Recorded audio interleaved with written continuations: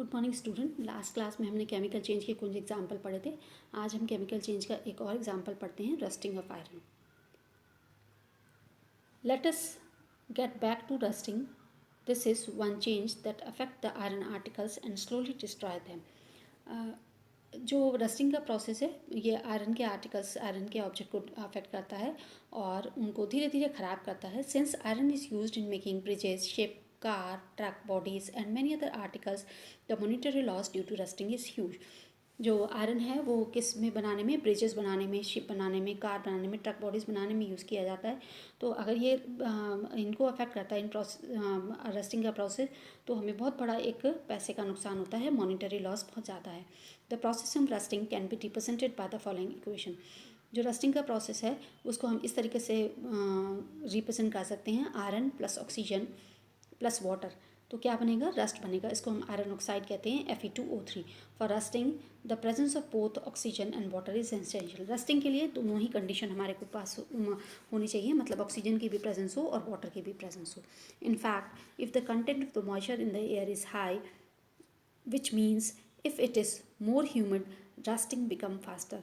तो हम देखते हैं कि अगर एयर में मॉइस्चर का कंटेंट ज़्यादा है तब भी रस्टिंग फास्टर होती है। So how do we prevent rusting? तो अब हम रस्टिंग को कैसे प्रिवेंट कर सकते हैं? Prevent iron articles from coming in contact with oxygen और वाटर और बोथ।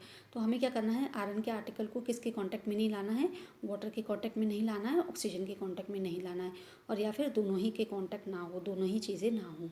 अच्छा, one simple way is to apply a coat of the paint और ग्रीस। एक सिंपल तरीका क्या है कि हम कोई पेंट या ग्रीस की लेयर उसके आर्टिकल के, आयरन के आर्टिकल के ऊपर अप्लाई कर दें।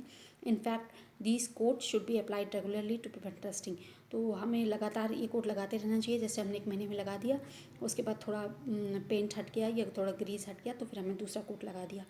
Another way is to deposit a layer of metal like chromium और जिंक ऑन आयरन। दूसरा तरीका क्या है कि हमें एक क्रोमियम या जिंक की लेयर हम आयरन के आर्टिकल के ऊपर क्या कर दें, डिपॉजिट कर दें।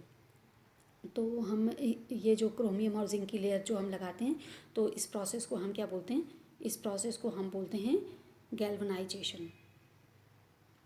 The process of depositing layer of zinc on iron is called galvanization, है ना। ये जो हम डिपॉजिट करते हैं दूसरे एक मेटल की लेयर दूसरे मेटल के ऊपर, इसको हम प्रोसेस को गैल्वनाइजेशन होता है, जिंक की लेयर लगाने को।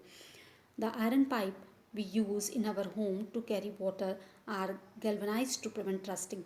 तो हमारे घरों में जो पानी के पाइप यूज़ किए जाते हैं वाटर सप्लाई के लिए, वो गैल्वनाइज्ड पाइप होते हैं। You know that ship are made up of iron and part of them remain under water. तुम देखते हो कि जो शिप हैं वो आयरन के बने होते हैं, उनका एक पार्ट लगातार पानी में डूबा रहता है।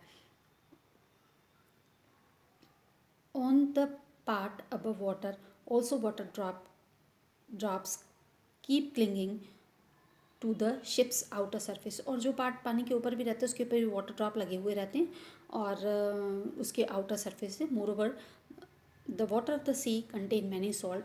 और समुद्र के पानी में बहुत सारे दूसरे सॉल्ट भी होते हैं। The salt water make the process of rust formation faster. तो जो ये सॉल्ट होता है पानी में, ये रस्टिंग के प्रोसेस को और फास्ट कर देता है। Therefore ship suffers A loss of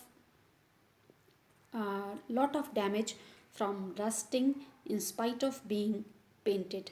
तो लगातार पेंट होने के बावजूद भी शिप पे बहुत बड़ा लॉस होता है रस्टिंग की वजह से। So much so that a fraction of the ship's iron has to be replaced every year. इतना कि हम मतलब हर साल हमें शिप के कुछ आयरन के पार्ट बदलने पड़ते हैं, रिप्लेस करने पड़ते हैं। Can you imagine the monetary loss to the world? क्या आप अंदाज़ा लगा सकते हो कि वर्ल्ड को कितना मॉनिटरी लॉस होता है? तो हम देखते हैं रस्टिंग से एक बहुत बड़ा मॉनिटरी लॉस होता है। तो रस्टिंग के आयरन को, जो आयरन के आर्टिकल हैं उन्हें रस्टिंग से बचाने के लिए हमें बहुत सारा पैसा भी खर्च करना पड़ता है। तो इस वीडियो में इतना ही। अब नेक्स्ट वीडियो में हम क्रिस्टलाइजेशन पढ़ेंगे।